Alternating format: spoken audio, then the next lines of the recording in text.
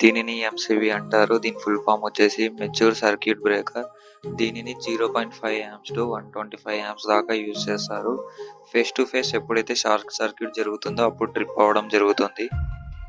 దీనిని ఎంసీసీబీ అంటారు. దీని ఫుల్ ఫామ్ వచ్చేసి మోల్డెడ్ కేస్ సర్క్యూట్ బ్రేకర్. దీనిని 10 యామ్స్ నుంచి 2500 యామ్స్ దాకా యూజ్ చేస్తారు. ఇది వచ్చేసి ఎప్పుడైనా కానీ ఓవర్ లోడ్ లేదా షార్ట్ సర్క్యూట్ అయినప్పుడు ట్రిప్ అవ్వడం జరుగుతుంది. ఇది వచ్చేసి ఎక్కువ ఇండస్ట్రియల్ అండ్ కమర్షియల్ పర్పస్లో యూజ్ చేస్తారు. దీనిని ఎంపీసీబీ అంటారు. దీని ఫుల్ ఫామ్ వచ్చేసి మోటార్ ప్రొటెక్షన్ సర్క్యూట్ బ్రేకర్. దీనిని 0.1 యామ్స్ టు 360 యామ్స్ దాకా యూజ్ చేస్తారు. ఎప్పుడైతే ఓవర్ కరెంట్ అనేది డిటెక్ట్ చేస్తుందో అప్పుడు ఇది ట్రిప్ అవ్వడం జరుగుతుంది. దీనిని ఆర్సీసీబీ అంటాము. దీని ఫుల్ ఫామ్ వచ్చేసి రెసిడ్యూయల్ కరెంట్ సర్క్యూట్ బ్రేకర్.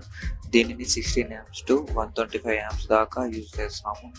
ఎప్పుడైతే ఎర్త్ లీకేజ్ కరెంట్ అని డిటెక్ట్ చేస్తుందో అప్పుడు ట్రిప్ అవ్వడం జరుగుతుంది.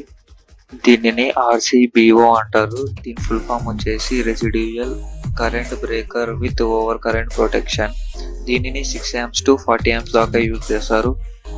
స్పెసిఫైలీ ఓవర్లోడ్ లేదా ఎర్త్ లీకేజ్ డిటెక్ట్ చేసినప్పుడు ఇది ట్రిప్ అవ్వడం జరుగుతుంది. దీనిని ఏసీబీ అంటారు. దీని ఫుల్ ఫామ్ వచ్చేసి ఎయిర్ సర్క్యూట్ బ్రేకర్. దీనిని 800 టు 10,000 యాంపియర్స్ దాకా యూజ్ చేస్తారు. ఓవర్ కరెంట్ లేదా షార్ట్ సర్క్యూట్ లేదా గ్రౌండ్ ఫాల్ట్ డిటెక్ట్ అయినప్పుడు ఇది ట్రిప్ అవ్వడం జరుగుతుంది.